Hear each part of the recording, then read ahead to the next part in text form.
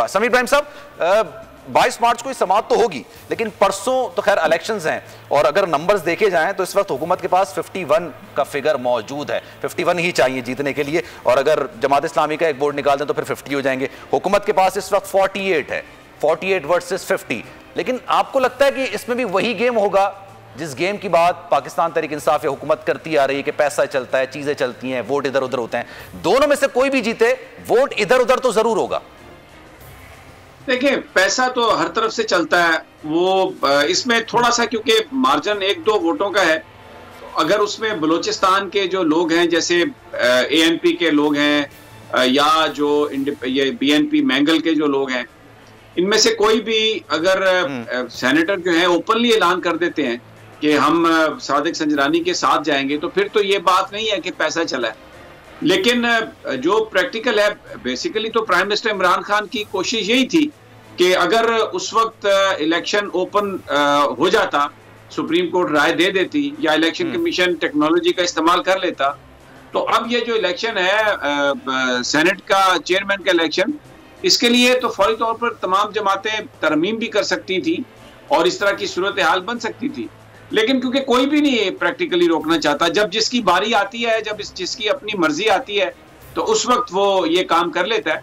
ये मैं बात इसलिए कह रहा हूं कि 2018 के बाद आप देखें, अब 2 साल के बाद हुआ ये सेनेट का इलेक्शन चेयरमैन का, तो हुकूमत ने उससे सिर्फ 15-20 दिन पहले ही सुप्रीम कोर्ट में भी चले गए और अचानक ये कहना शुरू कर दिया कि जनाब हम ये चाहते हैं कि ओपन बैलेटिंग हो। तो अगर इसमें कोई संजीदा कोई बात हुई होती या कोशिश होती, भले उनको हुकूमत को नाकामी होती, लेकिन अगर वो पहले उन्होंने ये बात कही होती, तो इससे लगता है कि एक तासुर ये जरूर जाता कि हुकूमत वक्त से पहले अगर आ गई है इस मामले में को हल करने के लिए, तो वो उसमें संजीदा नजर आती है।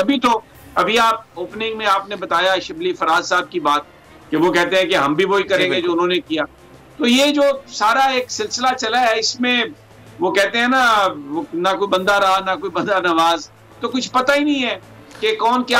उनका जो बयान है ना, अगर मैं हेडलाइंस आपको प्रॉपर बताऊं ना, जो हेडलाइंस चली थी उनके नाम से, उनका कहा था कि अब हम बाय द बुक नहीं चलेंगे।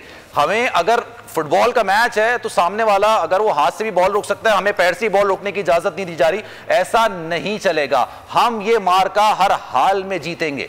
ये हेडलाइंस थी। तो आप सोचें, मतलब उनका अंदाज किस तरह का होगा। ये फ्रस्ट्रेशन है क्या? ये नहीं सलमान, ये बहुत अफसोसनाक है। ये बात शिबली फराज साहब का ये कहना, ये बहुत अफसोसनाक है। ये बात तहरीक इंसाफ की जो सोच है, जो इमरान खान साहब की सोच है, उसके मुखालिफ है ये बात, उसके मुतजाद है। तो शिबली फराज साहब नहीं, उसकी अक्कासी नहीं करती। अगर वाकई ये सोच है तो फिर मैं समझता हूं कि फिर कोई फर्क नहीं है, चाहे नून लीग हो, पीपल्स पार्टी हो, तहरीक इंसाफ हो, फिर इन जमातों का आपस में कोई फर्क नहीं है अगर ये बात सच है। लेकिन मैं ये समझता हूं कि इमरान खान की ये सोच नहीं है, वजीर आजम की ये। और अभी तक वजीर आजम जो अपनी उन्होंने जहां पर भी उन्हें एम्बेरसमेंट उठानी पड़ी है, ये इसी तरह के लोग हैं जो उनके साथ हैं, जो उनकी टीम का हिस्सा है। ये इन्हीं लोगों की वजह से एम्बेरसमेंट उनको उठानी पड़ी है। कभी कोई बयान दे जाता है, कभी कोई बात करता है।